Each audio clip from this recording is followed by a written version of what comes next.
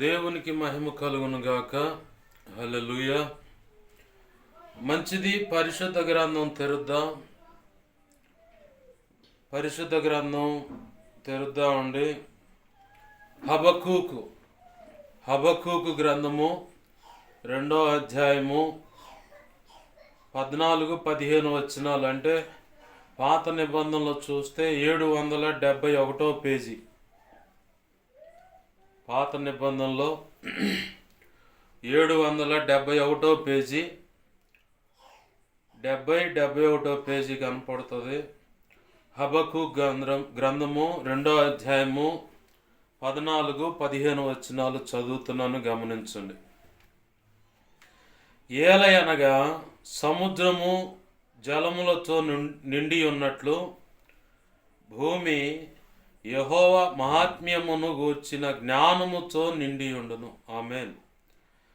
తమ పొరుగువారి మానము చూడవలెనని ఘోరమైన ఉగ్రతను కలిపి వారికి త్రాగనిచ్చి వారిని మత్తులుగా చేయు వారికి శ్రమ.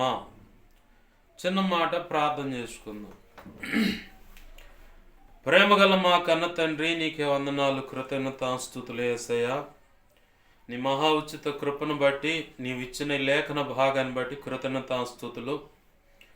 ఈ లేఖనాన్ని విరవండి, లేఖనము చాటున మీరు దాచి ఉంచిన నూతనమైన, లోతైన, అతి శ్రేష్టమైన క్రీస్తు మర్మముతో కూడినటువంటి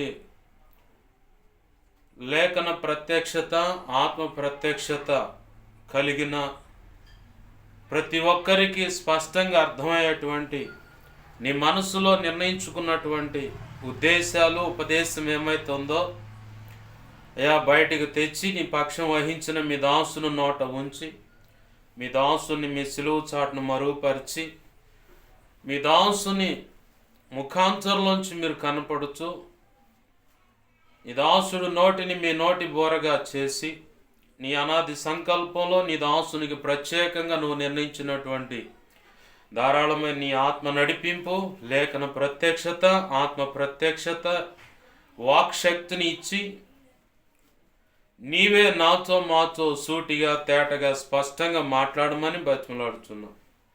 ప్రభువా, నీ పక్షం వహించిన నేను ఎంత బలహీనో నీకు బాగా తెలుసు. నీ మీదే అనుకున్నా, నీ కృప మీద ఆధారపడ్డాను. నా సమస్త అవిధేయతలు, అతిక్రమ దోషాలు, పాప దోషాలు, ఆజ్ఞాతిక్రమలు పునఃక్షమించు. నీ సిలువ రక్తంలో నన్ను కడిగి పవిత్రపరచు. శుద్ధ జలంతో సమస్త కీడు అపవిత్రతను కొట్టివేసి పవిత్రపరిచి నీ ఆనంద తైలాభిషేకం నాపై ఇంకనూ గొప్పగా ఉంచు.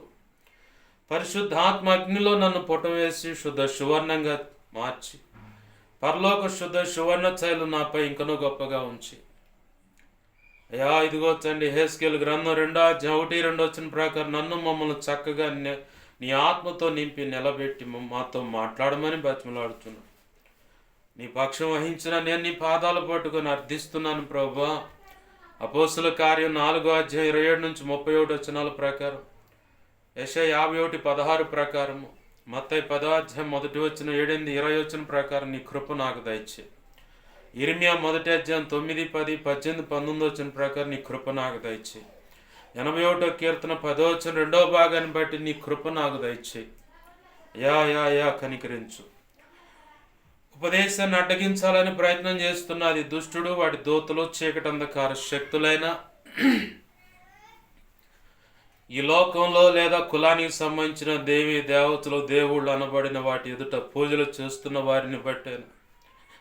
అవి కదిలి ఏదో ఒక రకంగా వారు ఇస్తానన్నటువంటి దేవా ఏదో చేస్తామన్న దాన్ని బట్టి కదిలి అయా నీ పనిని పాడు చేయడానికి నడుము బిగించి ఒకవేళ వాటి ప్రయత్నం అవి చేస్తున్నా, దుష్టుడు వాటి దూతల ప్రయత్నం అవి ఉన్నా, అయా వాటి దేవా ఇదిగో తండ్రి యేసునామములో వాటి ప్రభావం నీవు నాకు ఇచ్చిన అధికారం చొప్పున బంధిస్తున్నాను. వాటి చేత ప్రేరేపించబడుతున్న వ్యక్తులు, పసివారిని దేవా యేసునామములో వాటి బంధకాల నుంచి విడిపిస్తున్నాను.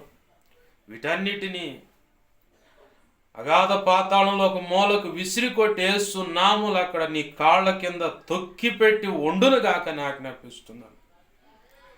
గొప్ప కార్యాలు జరిగించమని, ఈ ఆత్మ కార్యములు జరిగించమని, అడ్డగించ చూస్తున్న దురాత్మ అంధకార శక్తులను యేసునామములో బంధిస్తున్నానయ్యా. పసివారిని, పెద్దలను, కుక్కలను సమస్తాన్ని మీ స్వాధీనం తీసుకో. నా చుట్టూరు, మా చుట్టూరు, ఈ ప్రార్థనలోకి పిలుస్తున్న ప్రతి ఒక్కరి చుట్టూరు మేమున్న అయా ఈ గృహాలు, ఈ కాలనీ, గ్రామం, పట్టణం, రాష్ట్రం, దేశం సమస్తం చుట్టూ సిలువ రక్తపు కంచె, రక్షణ కంచె, అగ్ని కంచెను వేసి నీ చేతి నీడ దాచిపెట్టి నీ మహిమేగాని జ్ఞాపకం చేయబడి సమస్తంపై ఆవరింప చేసి నీ తేజో మహిమ చేత దిగి వచ్చి దేవా మేమున్న ఈ స్థలం ప్రాంతాన్ని అయా నీ తేజో మహిమ ప్రభావం చేత నింపమని బతిమలాడుతున్నా.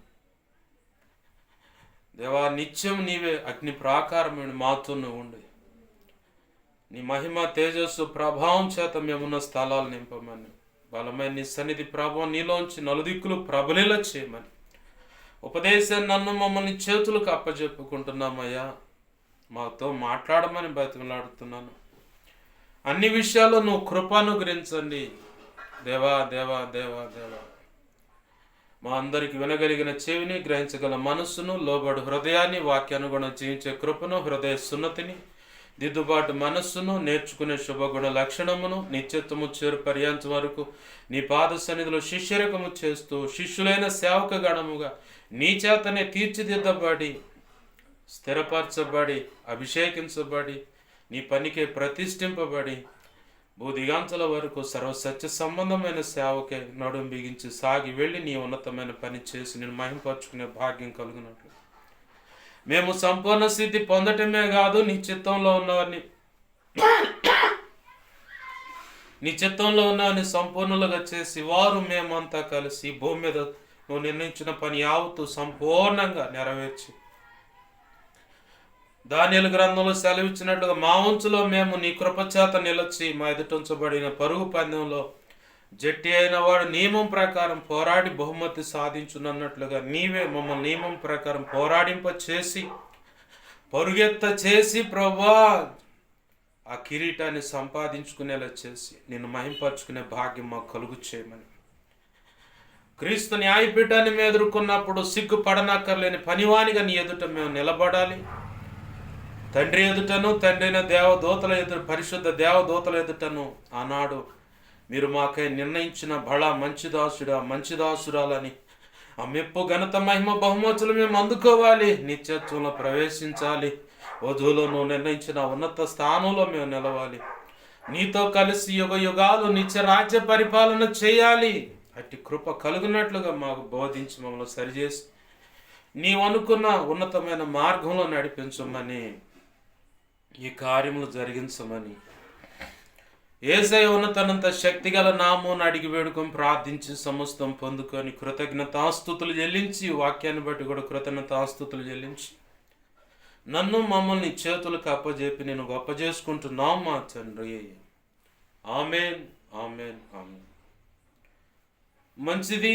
సమకూడిన అలాగే నా మాటలు వింటున్నా, ఈ వీడియో ద్వారా వింటున్నా, ఇక ముందు వినబోతున్నా, నా మాటలు వింటున్న ప్రతి ఒక్కరికి ప్రభు అయిన యేసుక్రీస్తు వారి పేరట నా హృదయపూర్వకమైన వందనాలు. అందరికీ వందనాలు. మంచిది. ప్రభునందు సమకూడిన దేవుని పిల్లలారా గమనించండి, నా మాటలు వింటున్న వారులారా. హబక్కూకు గ్రంథము, ఈ గ్రంథంలో మనం చదువుకున్న లేఖన భాగము మరొకసారి జ్ఞాపకం చేస్తున్నాను. ఏలయనగా సముద్రము జలములతో నిండి ఉన్నట్లు భూమి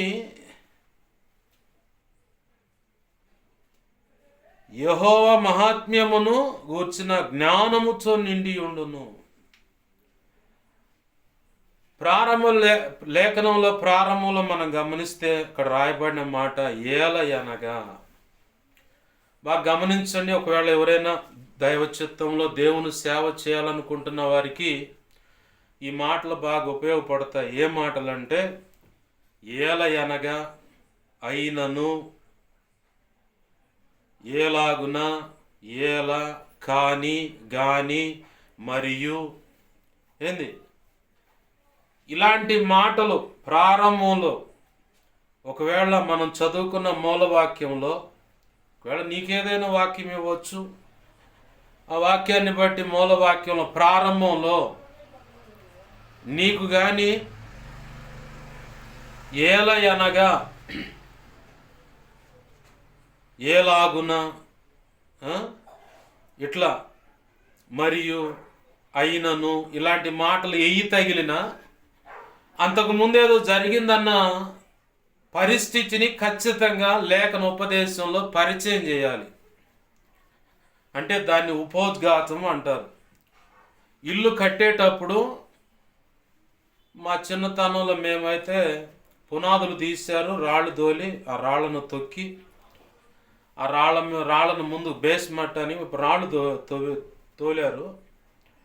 తోలటం కాదులే, మేమే 50, 60, 70 కిలోల బండ్లు కూడా మా నాయన నా చేత మోపించాడు. మొయ్యలేక ఏడుస్తూ ఉంటే మొయ్యరా నా కుమారుడు అని భాష మార్చాలే, మీకు అర్థమైద్దిలే. మొయ్యరా నా కుమారుడా మొయ్యి అని చెప్పని తన్నేవాడు. అట్లానే మోసాం మా ఇంటికి. 7 అడుగులు పునాది, భూమిలోకి 4 అడుగులు, భూమి పైన 3 అడుగులు ఎత్తు, మొత్తం 7 అడుగులు గోడకి ముద్దురాళ్ళు దోలి ఎక్కడెక్కడో ఎద్దల బండి కట్టుకొని పోయి మరి ఆ ముద్దురాళ్ళు దోలకొచ్చి ఆ పునాది దొక్కాం. ఇల్లు కడటానికి ఇప్పుడు అందరూ ఏటీస్గా దోలుకుంటున్నారు.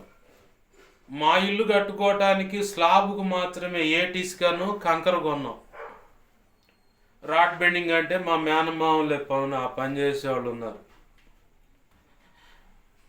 అయితే అక్కడ బెల్టులకైనా ఫోర్టుకో బల్లలకైనా మేమే ఆ కొండలమ్మడం పోయి రాళ్ళు, చిన్న చిన్న రాళ్ళు ఏరకొచ్చుకొని ఎద్దల బండి కట్టుకుని మా అమ్మ, నేను, మా చెల్లి, మా అక్క హాస్టల్లో ఉండి పెరిగింది. దానికి అందుకే కష్టం తెలియదు, సుకుమారంగా పెరిగింది. మేము నలుగురం పోయేవాళ్ళం, పులేరు మంట పోయేవాళ్ళం. రాళ్ళకైనా ఇసుకైనా, ఇసుక అయితే వాగు బారుతానే ఉంటుంది. గుండె లోతు నీళ్ళలో పోయి అక్కడి నుంచి పారతో తీసిన ఇసుక తట్టల్లో ఎత్తుకొని తీసుకొచ్చి టైర్ బండి, మాది ఎద్దులు ఉన్నాయి, పందె బండ్లు లాగే ఎద్దులు, ఆ ఎద్దుల బండి మీద అవి కట్టుకొని ఆ ఇసుక పనోళ్ళు వచ్చే లోపల ఆ ఇసుక దోలటం, మళ్ళీ జల్లెడ పడటం, మాలు కలపటం. మేమే 2 మేస్త్రులను పెట్టుకొని ఇంట్లో మేమే ఆ మాలు బొచ్చులు అందించేవాళ్ళం. అలాగా ఆ ఇల్లు తక్కువలో తక్కువ 92వ సంవత్సరంలోనే, 1992లోనే ₹1,00,000 అయిపోయింది ఆ ఇల్లు. 6 గదులు డాబా. ఇప్పుడు బూజు పట్టి ఉంది. ఆ ఇంటి ముందు బాగు చేసేది ఎవరు లేరు. కారణం ఒకటే, మా పితరులు దేవునికి వ్యతిరేకంగా బ్రతికిన తీరును బట్టి మా ఇల్లు ఒక లెక్క చెప్పాలంటే పెంట కుప్పగాను ఎడవబడినదిగా ఉంది. కొంతమంది అనుకోవచ్చు, నీ నిర్లక్ష్యతను బట్టి, అక్కడ గ్రామస్తులు కూడా అనొచ్చు నా నిర్లక్ష్యతను బట్టి అని. నేను ఎన్నోసార్లు అక్కడికి వెళ్దామని ప్రయత్నం చేసినా నా చేతిలో డబ్బులుండేవిగా, కనీసం ఆయిల్కైనా. వెళ్ళి రావాలంటే 300 కావాలిగా, ఆ 300 కూడా ఉండేవిగా. ఏదో ఒక పనిలో ఉన్నప్పుడు మాత్రం దేవుని పనికైతే చేతిలో డబ్బులుండేవి, అక్కడ పోవటానికి మాత్రం రూపాయి ఉండేది కాదు. ఈరోజు అక్కడ ఉన్నవాళ్ళు చెప్తా ఉన్నారు, అంత పాడుబడిపోయి చండాలంగా ఉందని. 92వ సంవత్సరంలో మేము పునాదికి 7 అడుగుల లోతు, 4 అడుగుల భూమిలో 3 అడుగుల పైన పునాది వేసాం. ఇప్పుడేముంది, అంత కాంక్రీట్ వచ్చింది. 4 మూల 4 పిల్లర్ గుంతలు తీస్తున్నారు, బెల్ట్ పోస్తున్నారు.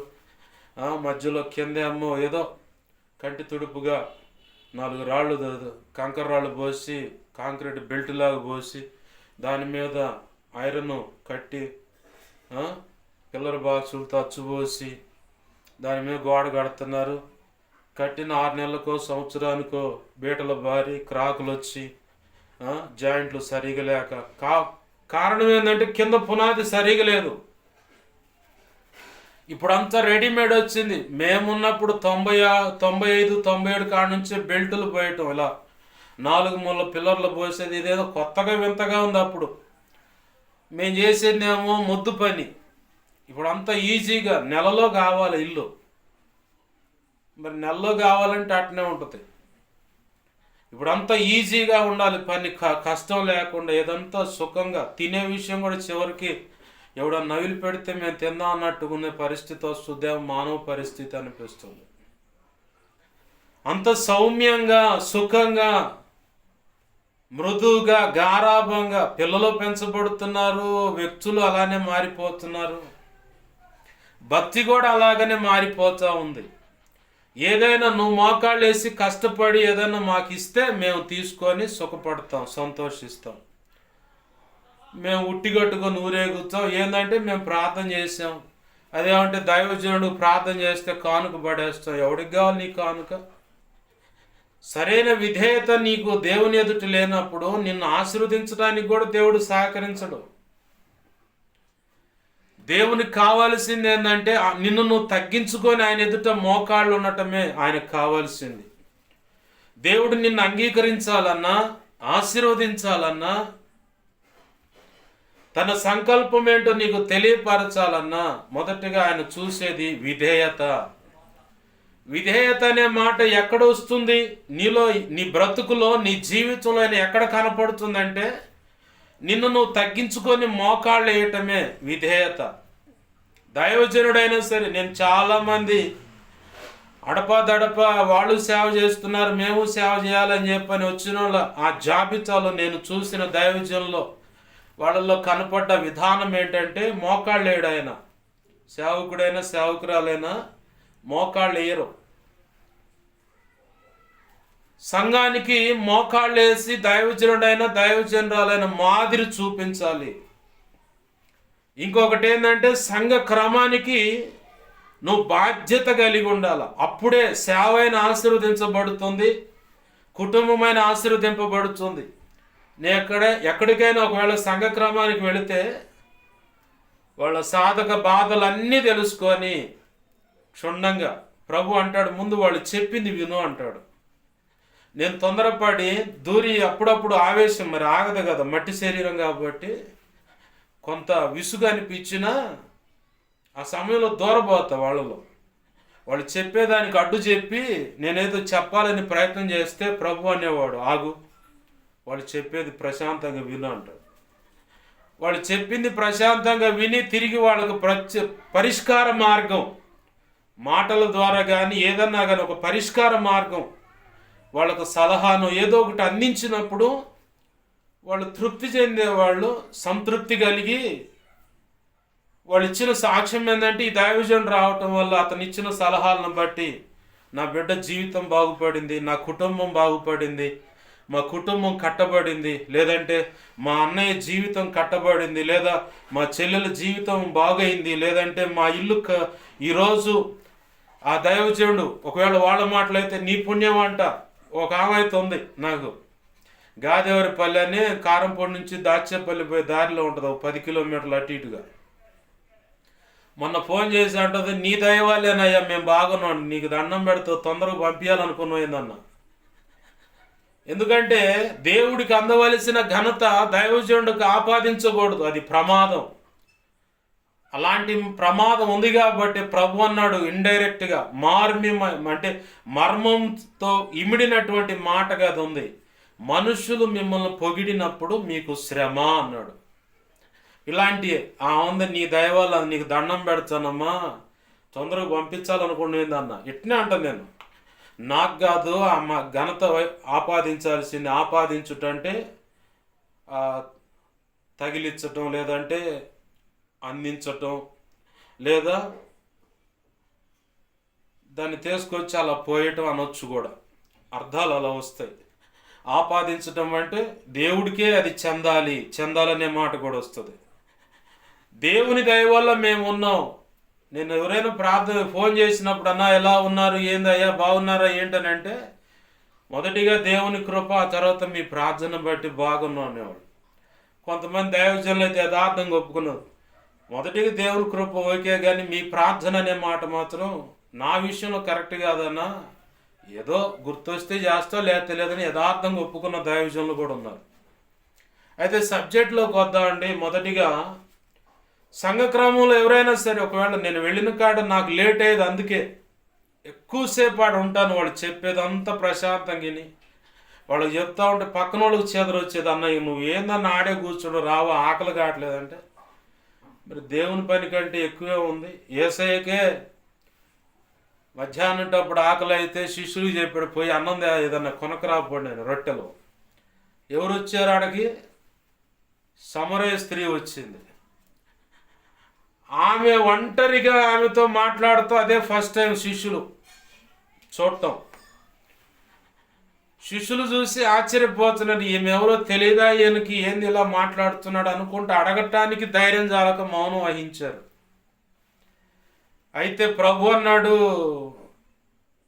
ప్రభు మీకు ఆకలి అవుతుంది కదా తినండి అని శిష్యులు అంటే ప్రభు అన్నాడు, మీకు తెలియని వేరొక ఆహారం ఉందిలే నాకు అన్నాడు. ఏంటయ్యదంటే నన్ను పంపించు అని యొక్క పని సంపూర్ణం చేయుటే నాకు ఆహారమై ఉన్నది, అది మీకు తెలియదా అన్నాడు. ఆ కొంచెం గ్యాప్లో ఆ సమరయ స్త్రీ వచ్చుద్దని ఆయనకు తెలుసు కాబట్టి ఆమె బ్రతుకును మార్చడానికి దేవుని వాక్కు ఆడ అందింది. అంత మాత్రమే కాకుండా ఆమె వెళ్ళిపోయి ఆ సమాజం సమరయ పట్టణం అంతటికి చెప్తే వాళ్ళంతా ఏమన్నారు, ఆ అమ్మాయి చెప్పిందని కాదు, ఇప్పుడు మా కళ్ళారా మేము చూసిన దాన్ని బట్టి మేము నమ్ముతున్నాం అన్నారు.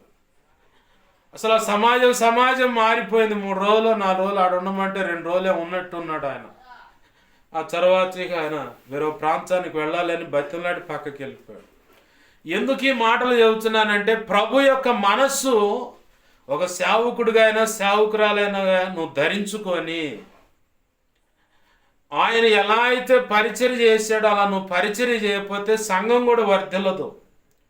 కుటుంబంలో కూడా నీవు నీ పిల్లల యొక్క సాధక బాధలు ఏంటో తెలుసుకోకపోతే ఒక తల్లిగా ఒక తండ్రిగా నువ్వు ఫెయిల్ అవుతావు, నువ్వు పనికిరాని వాడు అవుతావు. నాకు తెలిసిన ఒక అన్న ఉన్నాడు, నాకు ఎందుకో డౌట్ వచ్చి వాళ్ళ ఇంటికి పోయి వాళ్ళ భార్య పిల్లల్ని అడిగా. అతన్ని ముందే పెట్టి అడిగా, ఎందుకంటే ఆల్రెడీ 2 పంచర్లు పడ్డాయి వేరొక వ్యక్తి ద్వారా.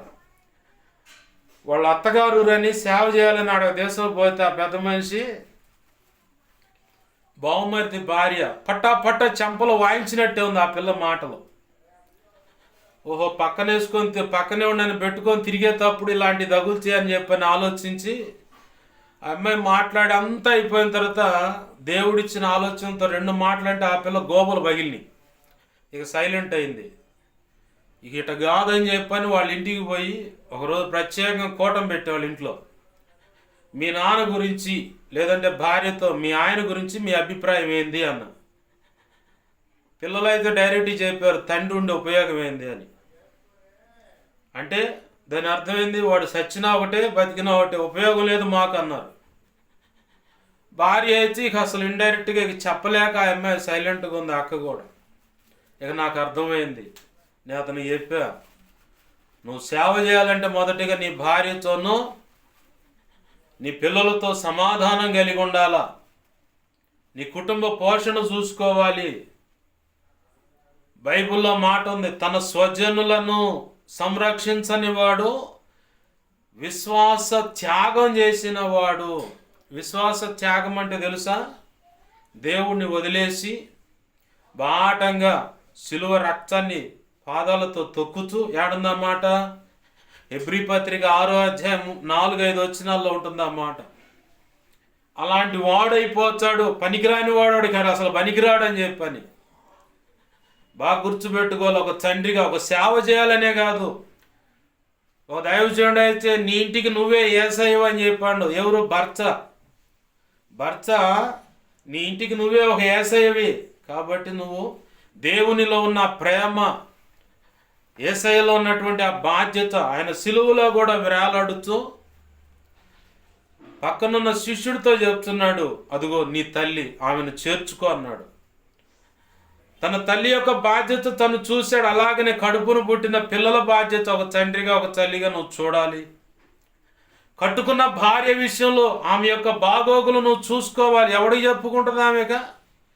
తల్లి ఉందా, తండ్రి ఉన్నా వాళ్ళకి చెప్పుకోలేదు. సాధక బాధలు ఏమైనా ఉన్నా, ఏమయ్యా ఇదిగో ఇలా సంగతి ఇలా ఉంది నా పరిస్థితి అని నీకు మాత్రమే చెప్పుకుంటుంది. తల్లి అయినా తండ్రి అయినా అన్న అయినా తమ్ముడైనా ఏ కోణంలో నువ్వు చూసుకున్నా అన్ని కోణాల్లో ఒక భార్యలో భర్తకి ఇలాంటి కోణాలే కనపడాలి, భర్తలో భార్యకు కూడా ఇలాంటి కోణాలే కనపడాలా. అలాగ భవబంధాలకు సంబంధించిన ఆప్యాయత అనురాగాలు ఒక భార్యలో నుంచి భర్తకి, భర్తలో నుంచి భార్యకి అందినప్పుడే ఆ కుటుంబం ప్రభు కోరుకున్నటువంటి, ఆశించినటువంటి ప్రేమాప్యాయత అనురాగాల సర్వ సమృద్ధి సమ్మేళనంతో కూడినటువంటి ఆశీర్వాదము కుటుంబంగా కనబడుతుంది. ఆమేన్, హల్లెలూయా. అలాగ కాకుండా దాని బతుకదే బతుకుతుంది, నా బతుకు నేను బతుకుతా అంటే అసలు నువ్వు ఉండే ఉపయోగం ఎందుకు? ఏ లోకంలో లేరా చాలా మంది? ఒక్క అడుగు గడప దాటితే లోకంలో లేరా? ఎంతమంది లేరు? కావాలనుకుంటే ఒక్కొక్కటి పెళ్ళాం మీద అనుమానం ఉన్నవాడు అంత ఎరుపు పిల్లని ఎందుకు చేసుకున్నావు? పిల్లని పెళ్ళంగా పిల్లగాడికి రంగు కావాలి. ఏం కావాలి?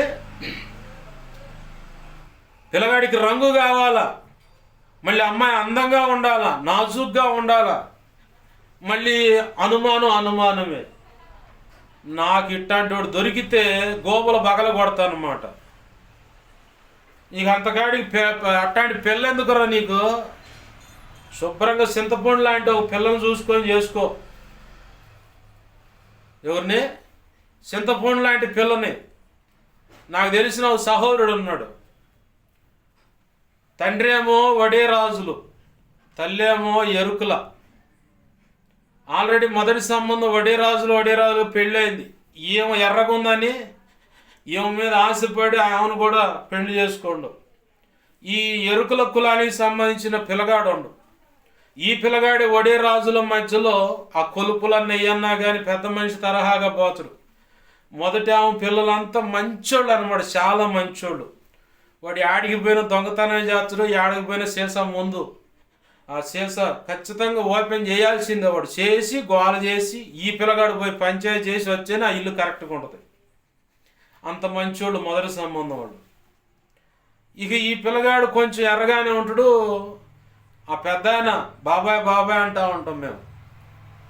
ఆయన అనేవాడు, పెళ్ళి చేసుకుంటే పిల్లలు ఉండాలి అబ్బాయి అనేవాడు.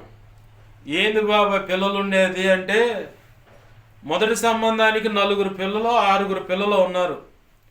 రెండవ సంబంధానికి కూడా 4 పిల్లలు, మొత్తం 10 మంది. వాళ్ళ జతలేయండి, ఏంది 10 + 10 20 మంది భార్యలతో కానీ భర్తలతో కానీ లెక్కేస్తే వాళ్ళ కడుపును పుట్టిన పిల్లలు తలో ఒక ఇద్దరేస్తే ఇట్టుండాలి అబ్బాయి. ఏదైనా కొట్లాడకపోతే మేమే 40 మంది ఉంటాం. అది కుటుంబం అంటే అనేవాడు ఆయన పెద్ద ఆయన, లేళ్ళు ఎప్పుడు. అయితే ఆ పిల్లగాడు రెండో సంబంధించిన పిల్లగాడికి పెళ్లి చేయడానికి పిల్లని ఎత్తుకుతా ఉంటే వడేరాజులో నుంచి చేసుకోవాలని ఓ పిల్లను ఫైనల్ చేశారు. ఆ అమ్మాయి కలర్ గ్యారంటీ, ఎండలో అయినా వరదలో అయినా మంచులో అయినా ఏమాత్రం చెక్కు చెదరదనమాట. ఇప్పుడు ఎరుపోడు అనుకో, ఎర్ర రంగోడు కానీ ఎర్ర రంగు పిల్ల అయినా ఎండ తగిలితే ముఖంచ కగిలిపోతే ఎర్రగా, తర్వాత వాడబారిపోయి నలుపు వస్తారు. ఇప్పుడు నేనున్నాను స్టడీస్లో ఉన్నప్పుడు నేను ఎర్రగానే కనపడేవాడిని. ఇక మొదలైంది ఇక తోముడు, కుటుంబ బాధ్యతలని. ఇక అట్ట ఈ ఇప్పుడున్న పరిస్థితికి వచ్చింది. అయితే గమనించండి, ఆ బాబాయ్ అన్నంట పెళ్లి సంబంధాలు ఈ పిల్ల నాకు నచ్చలేదంటే, ఎర్రగుంటే అని కొరుక్కొని తింటావా? ఎర్రగుంటే అని కొరుక్కొని తింటావురా? పిల్ల చక్కగా ఉంది, గుణవంతురాలు, చేసుకోయన్న మాటినని చెప్పని పెళ్లి చేశారు. ఇప్పుడు అనుమానం పడేవాడికి ఇట్లాంటి పిల్లని చేయాలి. ఇప్పుడు వాడి తెక్క అనగాలంటే అది రంగు కావాలా, అందం కావాలా, నాజుక్ కావాలా, అనుమానం అంటే ఎట్ట కుదురుతుంది? దేవుడు ఒప్పుకోడు, అది బాగా గమనించాలి. దేవుడు ఖచ్చితంగా తీర్పు తీరుస్తాడు. ఒక్కొక్కడికి ఎట్టుంటుందంటే 4 3 పిల్లలు పుట్టిన తర్వాత ఆమె శరీరం అంతా వికారంగా మారిపోతుంది. ఎవడి కోసం వికారంగా మారింది చెప్పు? నీ వంశాంకురాన్ని నిలబెట్టడానికి, నాకు అంటూ సంతానం ఉండాలనే ఆ సంతృప్తి పొందటానికి తన శరీరం అంతా వికారమయ్యేలాగా నీ కొరకు సహకరించటాన్ని బట్టి, సంతానోత్పత్తికి ఆమె నిలవబట్టాన్ని బట్టి ఆమె శరీరం అంతా అంత వికారంగా మారిపోయింది. నీకు నచ్చట్లే. ఎందుకంటే ఆ సినిమా హీరోయిన్ని దారిలో కనపడే కొంతమంది నాజుకుతనాన్ని చూసి ఒకడు అంటాడు పెళ్ళాం దగ్గర పోయి ఆ శారీరకంగా కలిసేటప్పుడు నీ మీద నాకు ఇష్టం పడుతుంది, కోరిక పడుతుంది. మరేం పుట్టుద్ది? కారం పుట్టుద్దా? బాగా మిరియాలు దంచి మరి రాయాలి మోకాన వాడికి. నీకోసమే కదా అయ్యా ఆ అమ్మాయి శరీరం అంతా వికారంగా మారిపోయింది. లేకపోతే ఆ హీరోయిన్ చూసినట్టు చూడు, ఒకడు చూపించా ఉంటాడు, ఈ ఫోటో చూపించి ఎట్టుండాలే పెళ్ళామంటే ఎట్టుండాలా, వాడినైతే చెప్పులతోనే కొడతా. నేనైతే పచ్చిగా మాట్లాడుతాను. ఎందుకంటే మీ ఇద్దరు శారీర ధర్మాన్ని నెరవేర్చుకున్నప్పుడు ఆమె గర్భం దాల్చింది. ఒక్కొక్కళ్ళకి ఆపరేషన్ అయినప్పుడు పొట్టంత ఎక్కువగా ఉంటుంది, ఒక్కొక్కళ్ళు సున్నితమైన మామూలు సుఖమైన కాన్పు జరిగినప్పుడు నాజుగ్గానే ఉండేవాళ్ళు ఉన్నారు. పొట్ట పెరిగేటప్పుడు అదేదో కట్టు అంటారు, ఆ కట్టు కొంచెం సరిగా లేకపోతే కొంచెం పొట్ట పెరగటం అనేది ఉంటుంది. ఇదంతా ఎవరి కోసం? నీ వంశాన్ని నిలబెడతానికి, నీకు సంతానోత్పత్తి ఆ అమ్మాయి దగ్గరే పెట్టాడు దేవుడు. నీవు ఆమె కలిస్తేనే సంతానోత్పత్తి. వాడు అంటాడు నాకు ఇష్టం పడతలేదు వికారంగా. మరి ఎట్టుంటారు? ముఖం బయలుంది ఆ కొట్టు. భార్యలు ఇట్లాంటి వాళ్ళు ఎవడైనా తగిలితే పగిలిపోయాడు, పెటా కొట్టు. దేవుడు కూడా క్షమిస్తాడు చెబుతున్నాగా. ఒకడు నాజుగ్గుండ. మరి నువ్వెందుకు అట్టున్నావు? ఆ పాన్ పరాకు నవ్వులుతా, ఆ గుట్టకాలు నవ్వులుతా, ఆ తాగుబోతు తనం అవన్నీ ఎందుకు? మరి నిన్ను కూడా అడగాలగా. ఎందుకంటే ఆ బలహీనరాలు అడగలేదనేగా నువ్వు ఏదైనా ఆధిపత్యం చేయడానికి. బాగా గమనించండి, ఒకడు కోరికలు ఇలా ఉంటాయి. ప్రభు కృపను బట్టి నేను చెప్తున్నాను, ఎవడైనా ఇట్లాంటి తగిలితే మాత్రం ముఖం పగలగొట్టండి, తర్వాత చూద్దాం. నీ వంశాన్ని నిలబెడటానికి ఆ అమ్మాయి శరీరం అంతా వికారం చేసుకుంది.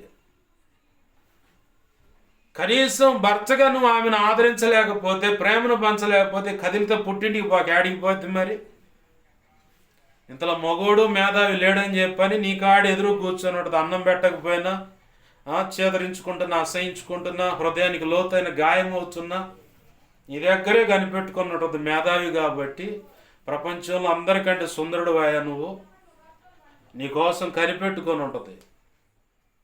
ప్రభునందు ప్రియమైన దేవుని బిడ్డలారా, ఎటు నుంచి ఎటు వచ్చావు? అదే అర్థం కావట్లేదు పాస్టర్ గారు. మూలవాక్యం పక్కన ఉంది, మీరు ఎటో వచ్చారు పునాది అంట అని చెప్పంటే పునాదిలోనే ఉన్నాం. కుటుంబం అనేది కూడా భర్త భార్య అనేది పునాది. ఉపదేశానికి ఉపోద్ఘాతం అనేది ఎలా పునాదో, కుటుంబానికి భర్త భార్య పునాది. వాడు సరిగా ఉండాలా. దాన్ని బట్టి నీ పిల్లల భవిష్యత్తు కూడా ఆశీర్వాదకరంగా ఉంటుంది. నువ్వే వికారంగా చండాలంగా నీ పిల్లల ముందు దుమ్ముగా ఎంత వచ్చినా, పిల్లలు ఈడుకు వచ్చినా తన్నుకొని చేస్తుంటే వాళ్ళు ఎందుకు తన్నుకోరు? మిమ్మల్ని చూసి మీ మనవ సంతానాన్ని కూడా పాడు చేస్తున్న వాళ్ళు అవుతారు. వాళ్ళు కూడా అదే దారి పాడుతారు. పెద్దలు చూపించిన దారి పరమావధి అని అట్లనే అడుగులేస్తూ ఉంటారు. వాళ్ళు కూడా దయతో మార్చుకుంటే వాళ్ళ పద్ధతులు కూడా మార్చుకుంటారు. నువ్వే సరిగా లేకుండా మీ అబ్బాయిని సరిగా అంటే ఎట్లా ఉంటాడు? ఇప్పుడు సిగరెట్ తాగుతున్నావు నువ్వు, లేదా గుట్కానో కైనియా ఏదో పాన్ పరాకో సీస మూత ఊడదీయటం చేస్తున్నావు ఆ బార్ షాప్ గడకపోయి, నువ్వు తాగుతూ అన్నీ చేస్తారే, నా కడుపును చెడబుట్టేవరా, నువ్వు మానుకో అంటే ఎట్టమాను? ఆ కొడుకు ఏమంటాడు తెలుసా? ముఖాన్ని ఉయ్యకపోయినా ముఖం పగిలే మాట అంటాడు. నువ్వు మానుకో, ముందు నువ్వు మానుకొని నాకు చెప్పు తర్వాత అంటాడు. నువ్వు చేయకుండా నీ పిల్లలను మార్చుకుంటే మారరోళ్ళు. నువ్వు మారాలి, బ్రతుకు. అదే ఉపోద్ఘాతం అనేది. సంఘంలో వచ్చేసరికి సంఘ క్రమానికి వెళ్ళినప్పుడు ప్రారంభం నుంచి ముగింపు దాకా సేవకుడు ఉండాలి. ఈయన బ్యాంక్ ఎంప్లాయీ ఉద్యోగం లేదా గవర్నమెంట్ ఆఫీస్లో ఉద్యోగమా, 10 గంటల కంటే 10:30కు వచ్చి ఏందని ఈ వ్యవహారం కాదు. సేవకుడిగా బాధ్యత ఏంటంటే సంఘక్రమం 10:30 అయితే కనీసం 10 గంటల కన్నా మందిరంలో వచ్చి సేవకుడు నిలబడాలి, మోకాళ్ళు వేసి ప్రార్థన చేసుకుంటూ ఉండాలి. మేము నేర్చుకున్న పద్ధతి అది. ఎక్కడైనా అనివార్య కారణాలను బట్టి ఎక్కడైనా లేట్ అయితే తప్ప 99% సంఘక్రమాలకి, ఒకవేళ నేను చదలవాడ అటు ప్రాంతానికి వెళ్తే అక్కడ సంఘక్రమం ఇంత అని చెప్పంటే ఆ టయానికంటే గంటన్నర ముందే ఉంటాడు.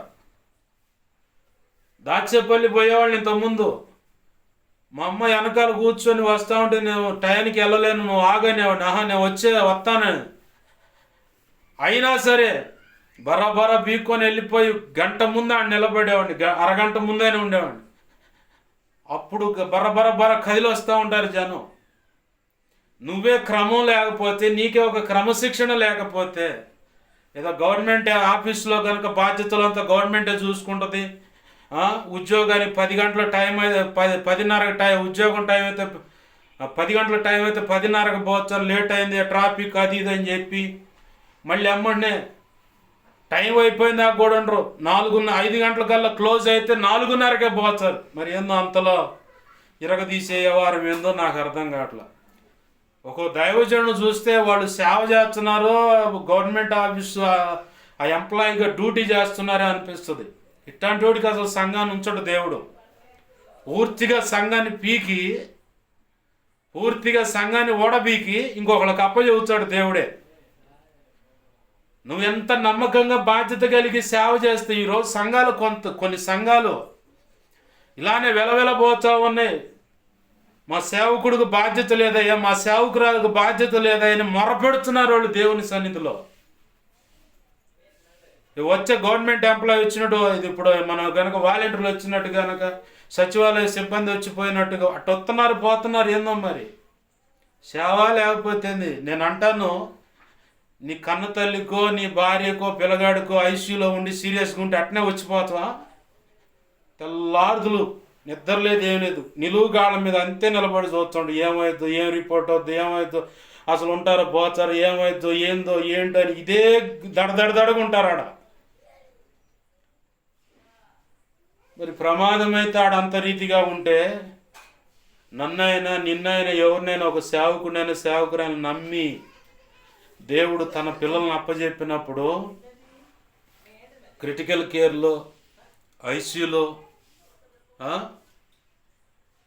సీరియస్ కండిషన్లో ఉన్నటువంటి పేషెంట్ కంటే ఇంకా జాగ్రత్తగా సంఘాన్ని కాచుకోవాలి, సంఘాన్ని ప్రొటెక్షన్ చేసుకోవాలి, సంఘానికి ఆధ్యాత్మిక విద్యా బుద్ధులు నేర్పుకోవాలి. ఏంటి? ఆధ్యాత్మిక విద్యా బుద్ధులు నేర్పుకోవాలి. ఒక సేవకురాలే వారి ముందు క్రమశిక్షణ కలిగి కనబడకపోతే సంఘం కూడా క్రమశిక్షణలో ఉండదండి. దారి తప్పి వాళ్ళు ఇష్టం వచ్చినట్టు వాళ్ళు బ్రతుకుతారు. కారణం ఎవరంటే ఈ సేవకుడే, కారణం ఎవరంటే ఈ సేవకురాలే, ఇంకా వేరే వాళ్ళు కాదు. అదేంటి పాస్టర్ గారు అని ఎవరైనా అర్థం కాక ప్రశ్నిస్తే నేను చెబుతా సమాధానం. గొర్రెలు కాసేవాడికి మందకి మాదిరి కాపరి ఎలా అడుగులు వేస్తే అలాగనే గొర్రెలు కూడా వెనకాలే పరిగెత్తుకుంటూ వస్తాయి. ఎందుకంటే గొర్రెలు కాసాను నాకు తెలుసు వాడి సంగతి. మా ఇంట్లో ఎండాకాలం వస్తే పొట్టేళ్ళ పిల్లలు 10 మంది మా చేత కాపిచ్చేవాడు మా తాత. కొన్ని మంచి రేటు వస్తే అమ్మేసేవాళ్ళం, కొన్ని ఏమో ఇంట్లో ఏదన్నా ఫంక్షన్ అనుకుంటే వేసేసేవాళ్ళం. 1-2 వేసేసి ఫంక్షన్ ఇంట్లో పండగ చేసుకునేవాళ్ళం. మిగతా ఈ మొత్తాన్ని కొంత రేటుకి, ఉగాది వస్తే రేటు ఉంటాయి వాటికి, బలులు అర్పిస్తూ ఉంటారు. ఉగాది రోజే దున్నపోతులు వధిస్తూ ఉంటారు. ఉగాది రోజే ఏటలను బలిస్తూ ఉంటారు. ఆ కారణాన్ని బట్టి రేటు ఉంటుంది ఉగాది అప్పుడు నా చేత గొర్రె పొట్టేళ్ళ పిల్లలను కాపిచ్చేవాడు మా తాతయ్య. వాటిని కాశాను కాబట్టి మాట చెబితే చాలు, కదులు అంటే చాలు వచ్చేస్తూ ఉంటాయి. రా పోదాం రా అంటే వస్తుంది వెనకాల పడి. కుక్కతో కూడా అంతే మాట్లాడతాను నేను. అలానే ప్రాక్టీస్ చేసాను. ఇక్కడ ఒక చిన్న కుక్క తిరుగుతూ ఉంది. అట్లాంటి కుక్కని గొర్రె పొట్టేళ్ళ వాళ్ళు నన్ను అడిగారు, 3000 ఇస్తాం, గొర్రె పిల్ల కూడా ఇస్తాం ఇయ్యని. ఏట కుక్క పిల్ల అది మాకు కావాలి ఇయ్య అంటే నేను ఈయనన్నా. దాన్ని ఒకసారి తొందరపడి దేశాల్లో మూతి పెడుతుంటే రేల కొట్టా. బయట గలీజ్ అంతా తింటుంటే అట్ట కూడా కొట్టా. చివరికి అన్నీ మానుకొని మేము చెబితే కారం మెచ్చుకులేని ఆడ పెడితే రా నీదే తినాలా, ఇంక మేము తినేది కూడా అదే అంటేనే వచ్చి తింటుంది అది, లేకపోతే చెందో. అట్లానే దాని ఎదురు కాపలా కాస్తూ ఉంటుంది. పిల్లిని రానియదు, ఎలికని రానియదు, ఇంటి ముందు కోడిని రానియదు. గేదెలు ఒకవేళ ఇల్లు హద్దు క్రాస్ చేసి లోపలికి వస్తూ ఉంటే వాళ్ళ తోలుద్ది. క్రమశిక్షణ పెడితే ఎందుకు వచ్చాడు? గొర్రెల కాపరిగా. సేవకుడు గొర్రెల కాపరి. ఆధ్యాత్మిక జీవితంలో సంఘానికి కాపరి సేవకుడు.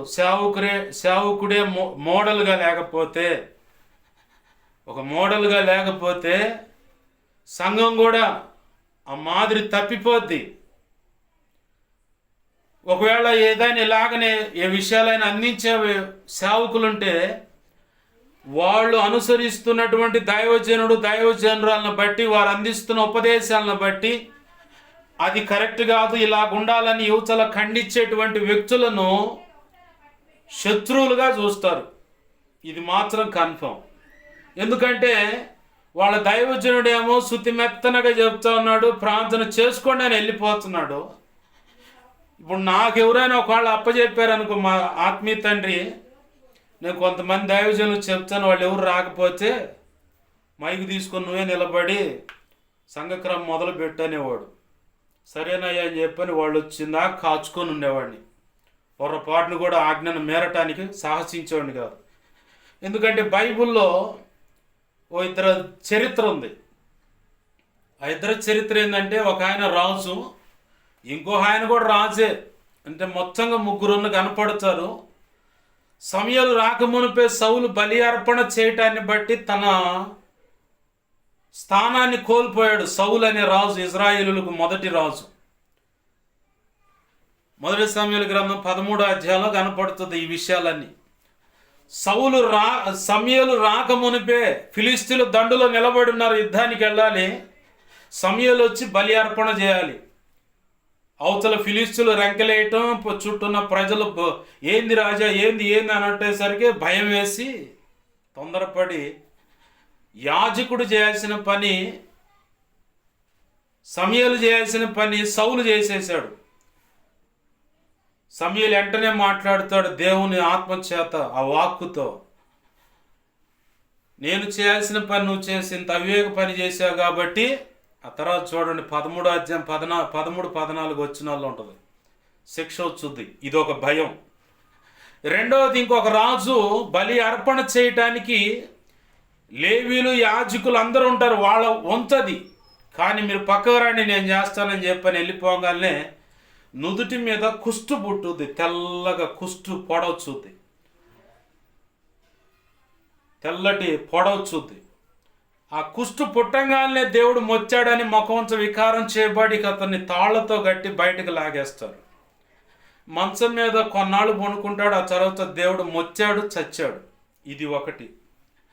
ఇంకొక వ్యక్తి ఉన్నాడు, బలిపీఠం మీద నిలబడి ప్రవక్త రాకమునిపే బలి అర్పణ చేసి బలిపీఠం మీద నుండి ప్రసంగాలు చేస్తున్న పెద్ద మనిషి.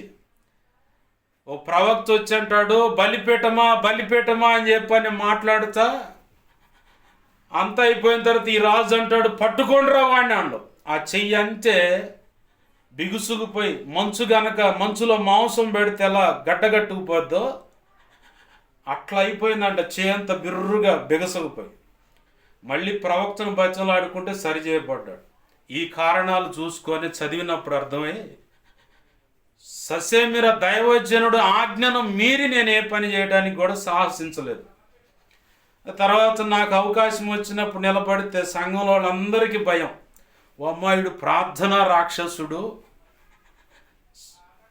ప్రార్థన తీసుకున్నాడంటే మాత్రం ఇక అన్ని సబ్జెక్టులు చేపిస్తూ ఉంటాడు. దైవజనుడే నయం, 2-3 చేసి వదిలిపెడతాడు.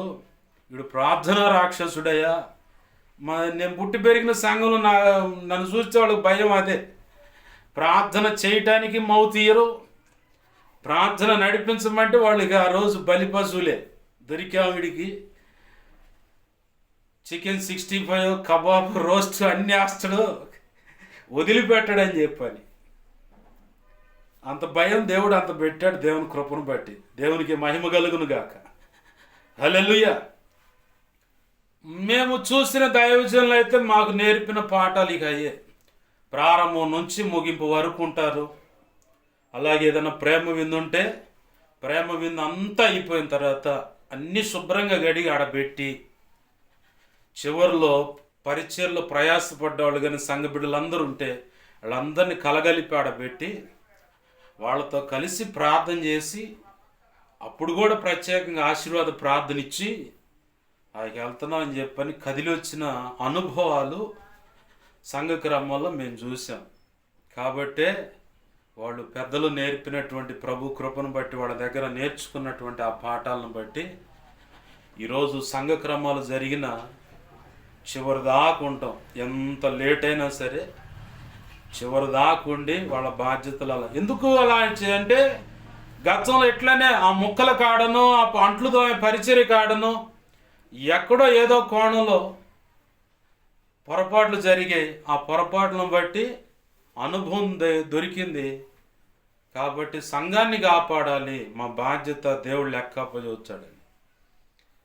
బాగానే ఉంది పాస్టర్ గారు, మూలవాక్యంలోనే ఉన్నాను అంటున్నావు, ఎడుదిరుగుతున్నావు ఏంటంటే మూలవాక్యంలోనే మనం ఉన్నాం. ఎలా మూలవాక్యం అంటే హబక్కూకు మొదటి అధ్యాయంలో ఆ వరుసలో చూస్తే దేవుని పిల్లలు అక్రమంగా బ్రతుకుతున్నారంట, దైవ చిత్తానికి వేరుగా బ్రతుకుతున్నారంట. దైవ చిత్తానికి వేరుగాను దైవ నీతికి అనుగుణంగా బ్రతకకుండా విచ్చలవిడిగా వాళ్ళకు నచ్చినట్లుగా వడ్డీ వ్యాపారాలు చేస్తున్నారు. ఒకటి స్థలం కావాలనుకుంటే దుర్మార్గంగా దొమ్మిగా వెళ్ళిపోతున్నారు. దేవుని పిల్లలేనండి, ఇప్పుడు దాకా చెప్పింది కూడా అదే. అందుకే మూలవాక్యంలో ఉన్నామని చెబుతుంది. దైవ చిత్తాన్ని ఒక క్రమంగా జరిగించకపోయినా అది దైవ చిత్తానికి వేరైనటువంటి నేరమే. దైవ చిత్తానికి వేరైనటువంటి నేరమే అది. దేవుడు ఖచ్చితంగా దాన్ని పరిగణనలో తీసుకుంటాడు. పరిగణనలో తీసుకోవడం అంటే కన్ఫామ్గా దాన్ని అండర్లైన్ చేస్తాడు. పలానా రోజున పలానా పరిచర్యలో పలానా ఇలా జరిగింది, దీనికి కారణం దైవజనుడు లేకపోవటమే. కాబట్టి అక్కడ వాళ్ళు పొరపాటు చేసిన వారి దానికంటే ఆ సంఘానికి బాధ్యతగా నిర్ణయించి నిలబెట్టినటువంటి దైవజనుడిని లెక్కలో తెచ్చి నిలబెడతాడు దేవుడు. క్రీస్తు రక్తంలో కడగబడ్డాము, దేవుని పిల్లలమని చెప్పుకుంటున్నాం.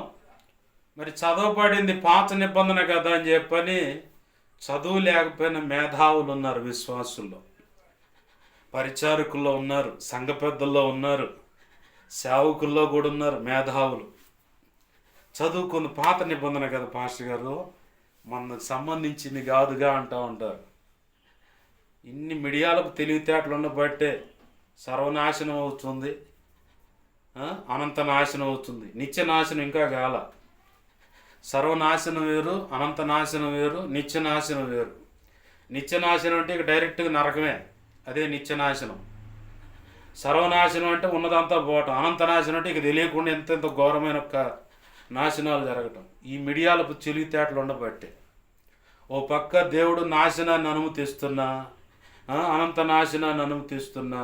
గతంలో చదువుకున్నాం కదా సామెతల గ్రంథంలో, నేను నిద్రపోయి లేవగలను, నాకు ఎన్ని దెబ్బలు తగిలిన సురుకు తగలలేదంట. యేసయ్య అట్టనే సున్నితంగానే నీకు నాశనాన్ని అనుమతిస్తాడు. సున్నితంగానే ఆయన ఉగ్రతను నీ మీద పోస్తూ ఉంటాడు. సున్నితంగానే ఆయన చేయాలనుకున్నవన్నీ సున్నితంగానే చేస్తాడు. అలా సున్నితంగా మేము శిక్షించబడ్డాం కాబట్టే దైవజనుడు వ్యతిరేకంగా తిడితే నా సాక్షి మీద ఎవడో తిట్టాడని నేను చెప్పట్లే. ఈ మాటలు తిడితే వాళ్ళ లెక్క వాళ్ళు చెప్పుకుంటారు, నాకు సంబంధం లేని విషయం, మా ఇంట్లో జరిగిన విషయం కాబట్టి చెబుతున్నా. 20 సంవత్సరాల్లో మొత్తాన్ని దుడిచేసాడు దేవుడు. అంత సున్నితంగా లేపేస్తాడు ఒక్కొక్కళ్ళు.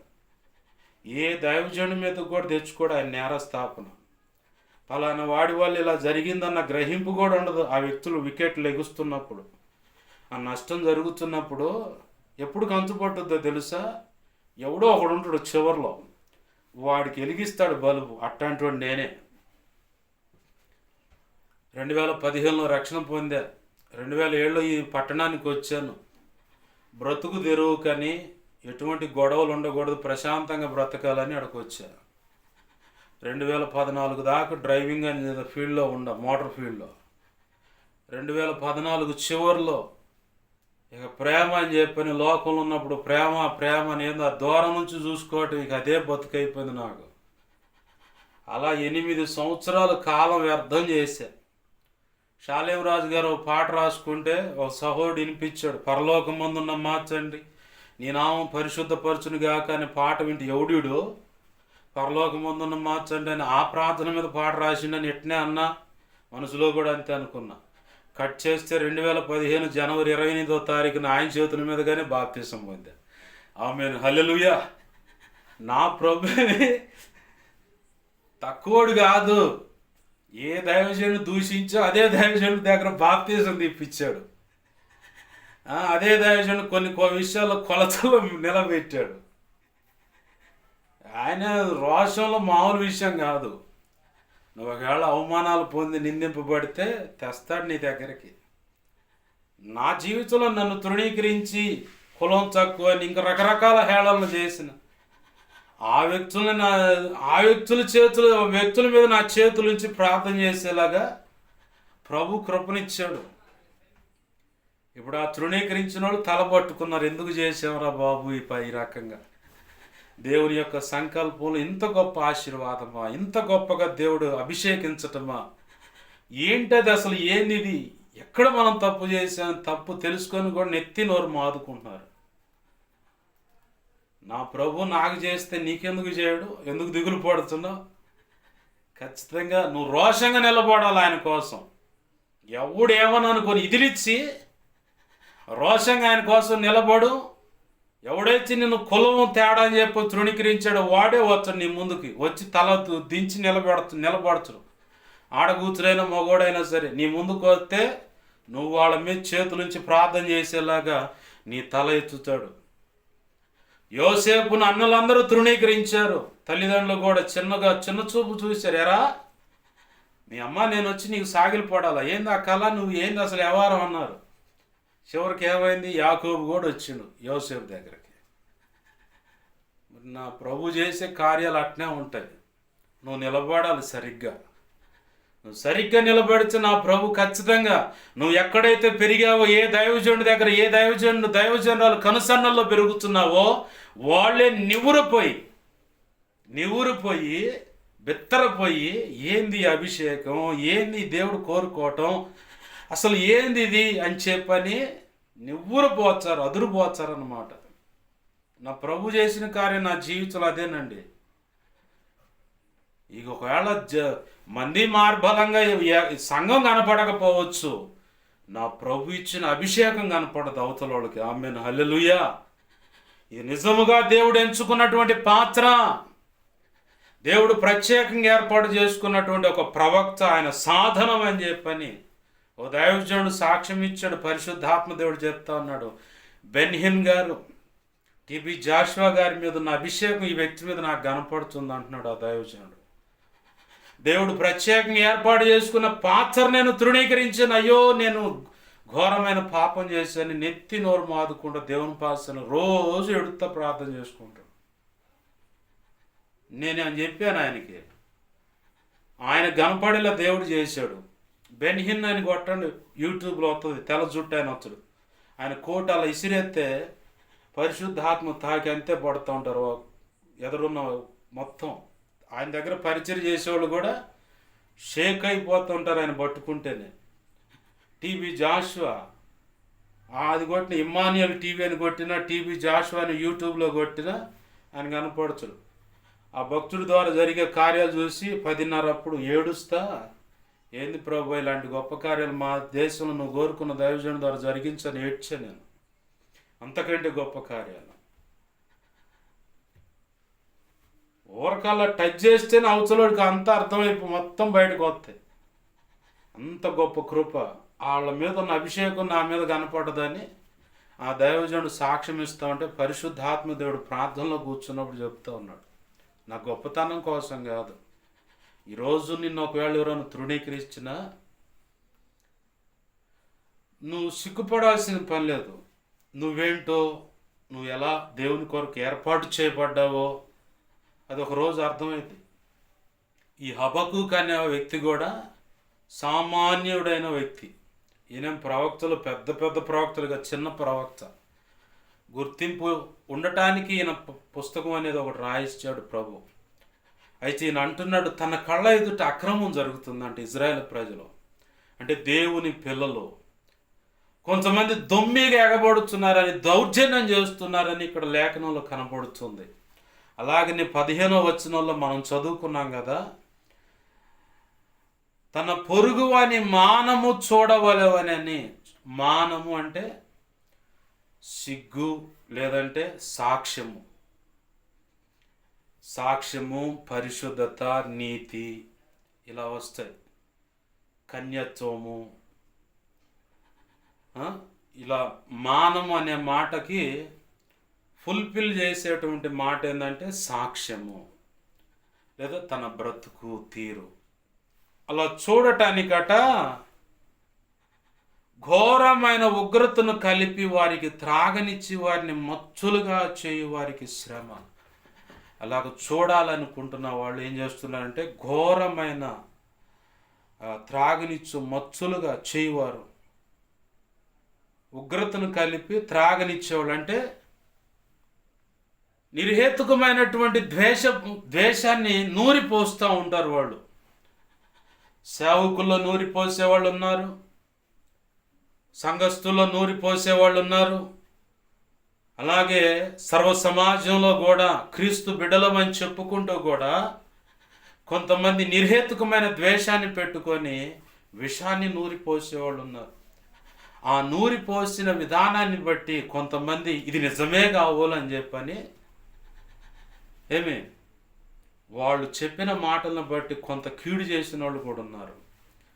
ఇలాగ ఎవరైతే చేస్తారో మానవ బుద్ధిని అనుసరించి కొంతమంది అన్నదమ్ముల మధ్యలోనే విషం నూరిపోస్తూ ఉంటారు. ఆ కోడలు కానీ ఈ కోడలు కానీ.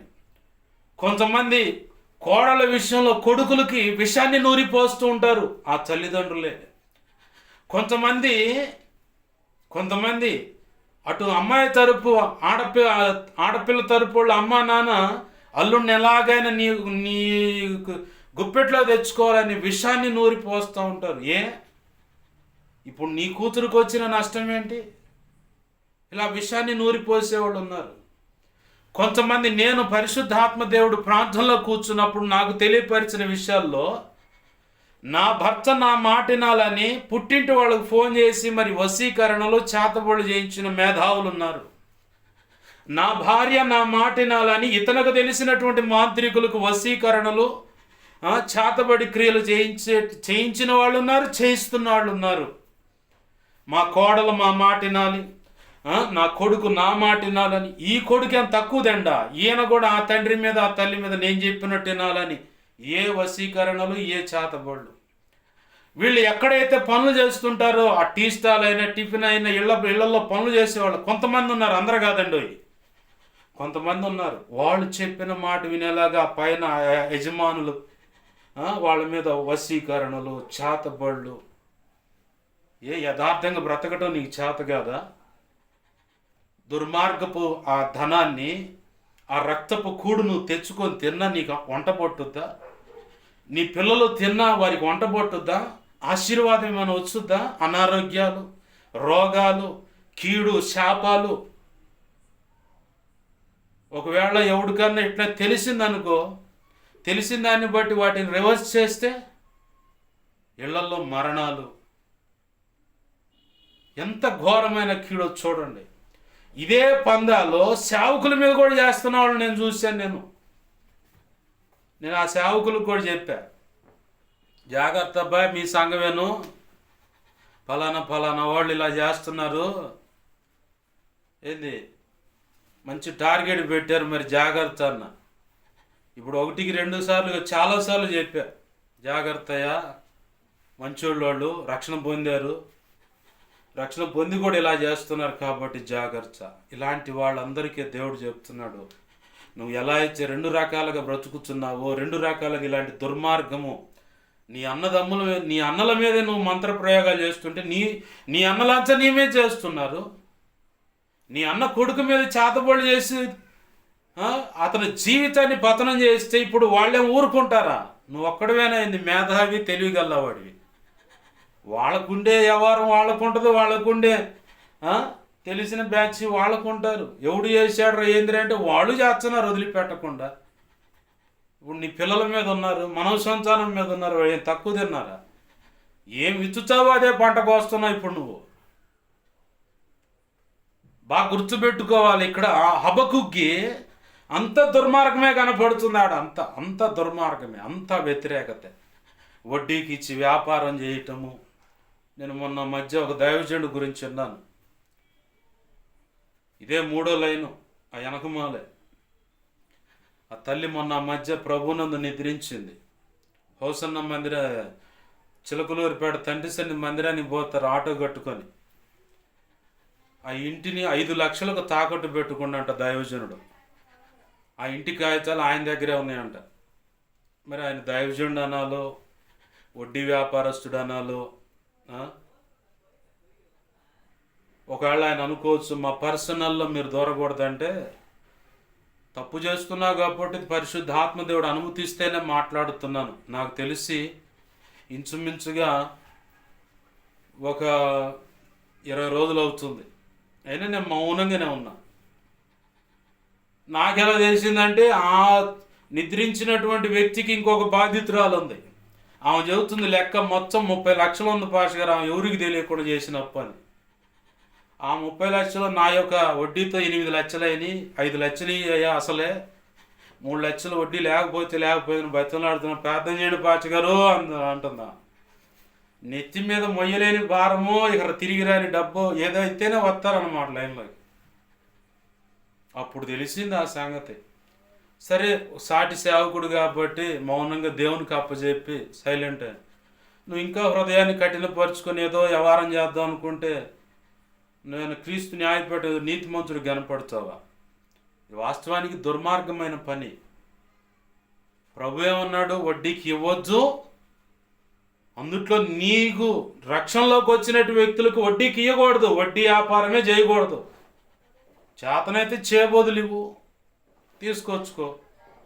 అందుట్లో కుదువ పెట్టకూడదు. కుదువ పెట్టడం అంటే ఇలాగ ఇళ్ల స్థలాలు, ఆ కాగితాలు ఇవన్నీ పెట్టుకోకూడదు. క్రైస్తవుడు వడ్డీ చేయబోదులైనా సరే ఇలాంటి ఏం పెట్టుకోకూడదు. ప్రభు చెప్పిన మార్గాన్ని అనుసరిస్తే మేలు. ఏంటా మార్గం? ఏంటండి ఆ మార్గం? ప్రభు ఏమన్నాడు? నీ దగ్గర 2 అంగీలు ఉంటే ఒక అంగీ అతనికి ఆశ్రయించిన వ్యక్తికి కావాలంటే ఒక అంగీ ఇచ్చేయి. లేదు ఇంకా నీకు ఉన్నాయనుకో, ఆ పై వస్త్రం కూడా తీసి ఇచ్చేయి. నువ్వు మళ్ళీ అడగమాకాండు. నేను అదే పక్కిలో నడుస్తాను. నేను ఒక సహోడు ఫోన్ చేస్తే ఇలా సంగతి అంటే ఏమైనా ఉన్నాయా? నడుస్తుందా బండి? ఆయన అనుకోవచ్చు, నా మాటలు విన్నవాళ్ళు కూడా అనుకోవచ్చు, నీకే సరిగా లేదు కదా, ఆయనకేం సహాయం చేస్తా. నా ప్రభు ఏం తక్కువయ్యాడు? ఆమేన్, హల్లెలూయా. ఎవరికో వాళ్ళతో మాట్లాడుతాను ఫలానా ఇలా సంగతి అంటే, ఆ మనసు కలిగిన విశాలమైన మనసు కలిగిన వ్యక్తులు ఉంటారు, వాళ్ళ ద్వారా నేను సహాయపడతాను. అప్పుడు వాళ్ళకు వస్తుంది ఆశీర్వాదం, సహాయపడ్డ వాళ్ళకి. ఇట్లానే రూపాయి 2 రూపాయలు ఏమన్నా కానీ నువ్వు తిరిగి అడగమాక. నీకు ఇంకొక దిశగా దేవుడు అందిస్తాడు సహాయం. నా ప్రభు కృపను బట్టి ఉన్న కొద్దిలో నేను నేర్చుకున్న అనుభవం అదే.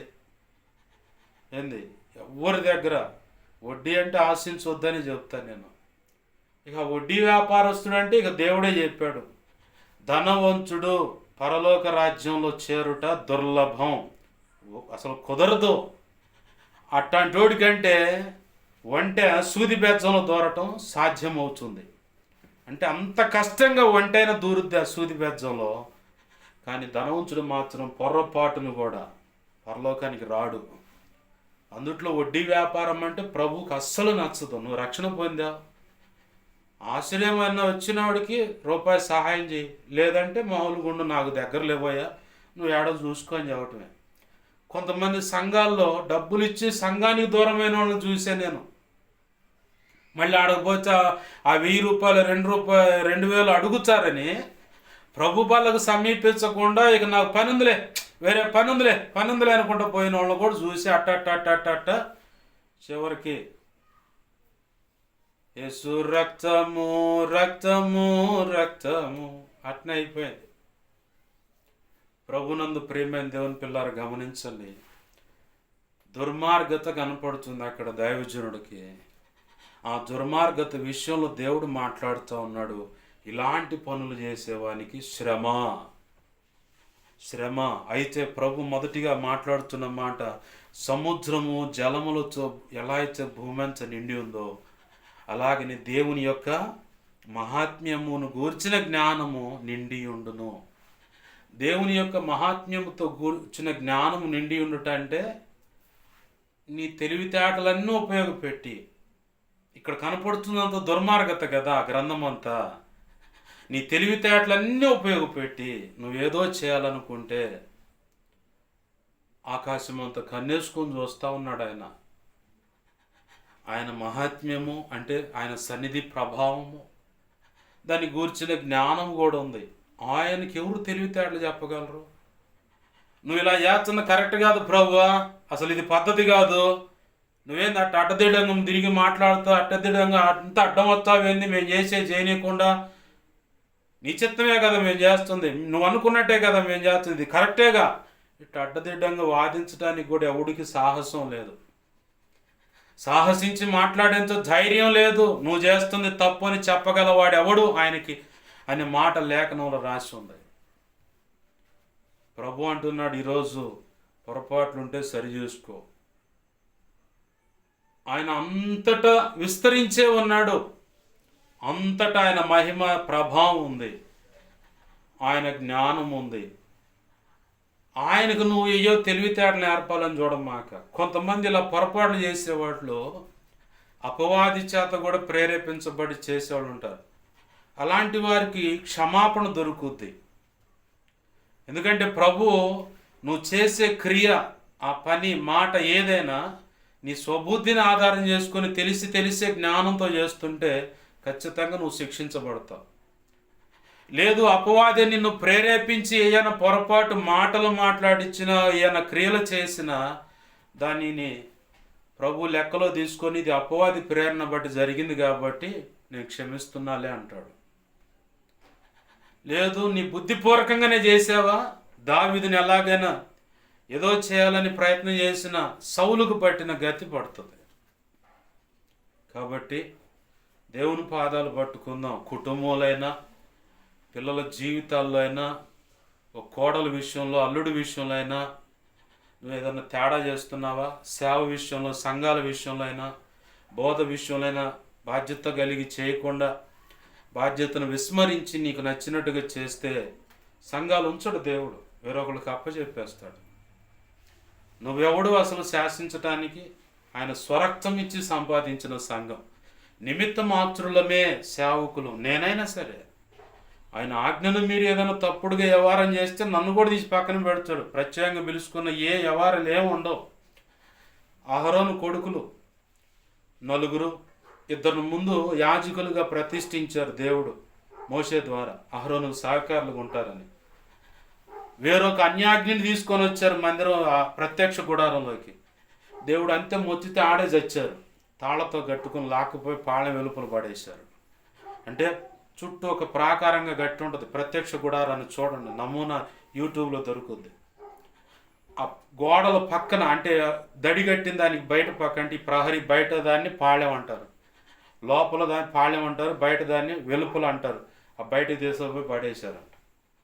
తర్వాత ఇంకిద్దరు కొడుకులుంటే వాళ్ళని ప్రతిష్ఠించాడు, సహకారులుగా ఉంటారని. అహరోను పోయిన తర్వాత వాళ్ళు యాజకత్వం చేశారు. మోషే ఆజ్ఞ చొప్పున నడిచిన అహరోను తదనంతరం అహరోను వంశాంకురంగా వచ్చినటువంటి లేవీలందరూ ఇక వాళ్ళే.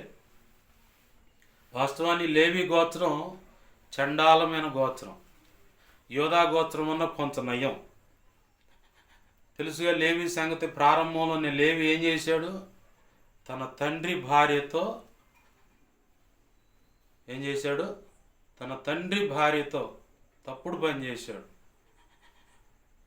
తండ్రి ఏం చేశాడు? నీ తల్లి మంచంలో ఆమె పక్కన ఇలా చేశావు కాబట్టి నువ్వు శపించబడ్డావురా అని అన్నాడా లేదా యాకోబు? చూడండి, అది యాకోబు అవసాన కాలంలో తన 12 మంది సంతానాన్ని పిలిచి వరుసగా ఆశీర్వదిస్తున్నప్పుడు ఆ సంగతి కనపడుతుంది. అంత చండాలమైనటువంటి లేవి గోత్రాన్ని ఆయన యాజకత్వానికి ఏర్పాటు చేసుకున్నాడు. అసలు చూద్దామన్న పొరపాటును కూడా ఏ నీతి కనపడిన యోధా గోత్రాన్ని ఆయనే రావటానికి, యేసయ్య రావటానికి ఇష్టపడ్డాడు. ఆ గోత్రాన్ని దేవుని యొక్క నీతి న్యాయ విధులు మనకు అర్థం కాకుండా ఇంతే గంభీరంగా ఉంటాయి. కాబట్టి ఒకవేళ నిన్ను ప్రత్యేకంగా దేవుడు కోరుకున్నాడా, నువ్వు అనొచ్చు నా కులం అట్ట, నా కుటుంబం ఎట్ట, అది ఇదని. మరి వీళ్ళ సంగతి ఏంది? ఈ లేవి గోత్రం సంగతి ఏంది? యోధా గోత్రం సంగతి ఏంది? ఆ 12 గోత్రాలు చండాలపు గోత్రాలు అవే. A1గా లేవి వస్తుంది, A2గా యోధా గోత్రం వస్తుంది. మరి అట్లాంటి చండాలం గోత్రాలని నిత్య యాజకత్వాన్ని దేశంపై లేవీలకు ఇచ్చాడు. యోధా గోత్రంలోంచి యేసు ప్రభు రావడానికి ఇష్టపడ్డాడు. మరి ఈ 2 గోత్రాలను దేవుడు ఆశీర్వదిస్తే సరిచేయబడలేదా? చరిత్ర చూస్తే పాపమే, పాడే, చండాలమే. ఆయన ఎప్పుడైతే ఆశ్రయించారో, చెప్పిన మాట నిలబడ్డారో, ఎవరెవరు తృణీకరిస్తున్నారో అందరూ కూడా నీ ద్వారా ఆశీర్వదింపబడుతున్నారు. అది నువ్వు సహకరించి ఇష్టపడి ఆయన చెప్పిన మాటకు లోపడితే. ఆనాడు లేవి గోత్రికులు, యోధా గోత్రికులు ఇష్టపడ్డారు కాబట్టి ఈరోజు యేసు ప్రభు వారు యోధా గోత్రపు సింహం అని పిలువబడుతున్నాడు. లేవీలు యాజకులని పిలువబడుతున్నాడు. ఎంత గౌరవ మర్యాదలు! నిన్ను నువ్వు తొంగి చూసుకుంటే ఒకవేళ నా బ్రతుకట్ట చండాలం అది ఇది అనుకున్నా, మరి వాళ్ళని ఆశీర్వదించాడు, నిన్ను కూడా ఆశీర్వదించాలనుకుంటున్నాడు. ప్రభు కృపనిస్తాడు. రండి ప్రార్థన చేసుకుందాం, దేవుని పాదాలు పట్టుకుందాం.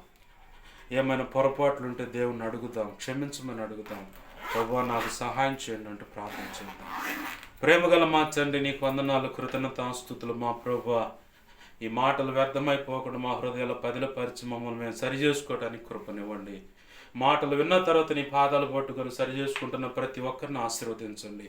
అన్ని విషయాల్లో కృపనిచ్చి నీ కార్యం జరిగించి నీ చిత్తం నెరవేర్చమని, నీ వాక్యాన్ని హెచ్చించుకుంటూ, నీ నామాన్ని గనపరుచుకుంటూ, నన్ను మమ్మల్ని చేతులకు అప్పజెప్పుకుంటూ నేను మహింపరుచుకుంటున్నాం మా తండ్రి. అయా కనికరించండి, సహాయం చేయమని. నాకు, మాకు, మా మీద ఇంకెవరికైనా కళలో, నిద్రలో, దర్శనం, స్వప్నాలు చూపించబడ్డ సమస్త చేగశాలను ప్రభావాన్ని యేసు నామమున బంధిస్తున్నాను, లయపరుస్తున్నాను. బంధించి లయపరిచిన కృతజ్ఞతాస్తుతులయ్యా. నాకు, మాకు, మా మీద ఇంకెవరికైనా కళలో, నిద్రలో, దర్శనం, స్వప్నాలు చూపించబడ్డ సమస్త మంచి కళలు, మంచి దర్శనం, మంచి స్వప్నం, నిద్రలో చూసి సమస్త మంచి యేసు నామములో త్వరపెట్టి జరిగించమని, నెరవేర్చమని బచున్నాడు. త్వరపెట్టి జరిగేలా చేసి నెరవేర్చినందుకు కృతజ్ఞతాస్తుతులయ్యా. నా కోసం ప్రార్థించండి అని ఆ రీతిలో అడిగిన బిడ్డలు ఉన్నారు. మా సంఘ దైవజనుడు తెలియపరిచి ప్రార్థన చేయడం, దైవజనుడు మా సంఘ తెలియపరచమని అడుగుతున్నాను. ప్రతి ఒక్కరు అవసరత అక్కరతలు నీ కృప చేత యేసు నామములో తీర్చబడును గాక. నా కోసం, పరిచర్య కోసం, గతంలో ఇప్పుడే నీకు ముందైనా ఉపసించి వ్యక్తిగతంగా కుటుంబ ప్రార్థనలు అనేక రీతులుగా ప్రార్థిస్తున్న బిడ్డలు అందరినీ కూడా దీవించండి, దర్శించండి, రక్షించండి. ఆధ్యాత్మిక, భౌతిక, ఆర్థిక, ఆరోగ్యపరం కొలతలేని దీవెనించి కృపలో వర్ధలు చేసి బలపరిచి అభిషేకించి నీ సేవలు గొప్పగా వాడుకోమని బతిమలాడుతున్నాను. అన్ని విషయాలు తోడు నడిపిన సహాయం చేయమని, ఎన్నో అవసరతలు ఉన్నాయి, నీ కృప చేత సహాయం చేయమని యేసు నామములోనే ప్రార్థించి దేవా సమస్తం పొందుకొని నన్ను మమ్మల్ని చేతులకు అప్పచెప్పి నేను మహిమపరచుకుంటున్నాం మా తండ్రి. ఆమేన్. ఇప్పుడు మన తండ్రి అయిన దేవుని ప్రేమయు, ఆయన ప్రియకుమారుడైన యేసుక్రీస్తు వారి కృపయు, పరిశుద్ధాత్మ దేవుని అన్యోన్య సహాయ సహవాసము సమకూడిని ప్రార్థనలు ఏకీపిస్తూ ముందు ఏకీపించబోతున్న అలాగే సార్వత్రిక సంఘంలో సకల పరిశుద్ధులకు నిత్యత్వము చేరు పర్యాంతరం సదాకాలము చూడండి నడిపించునుగాక. ఆమేన్. యేసు రక్తము నాకేచే, ప్రవేశు రక్తము నాకేచే, ప్రవేశునామను సంపూర్ణమైన విజయం కలుగునుగాక. ఆమేన్. అపవాది వాడి దోతలు చీకటి అంధకార శక్తులకి అవి ఎంత ప్రమాదకరం మాత్రమే, అవి ఏవైనా సరే బట్ అన్నిటికీ అనంతనాశ సర్వనాశనం నిత్యనాశనం కలుగునుగాక. ఆమేన్. యుద్ధం యెహోవాది, యేసు రక్తమునకి జయము జయము జయం. ఆమేన్. హల్లెలూయా, హల్లెలూయా, హల్లెలూయా. అందరికి వందనాలు. ప్రభు యొక్క మహోచిత కృప మనందరికి తోడే నడిపించునుగాక. ఆమేన్.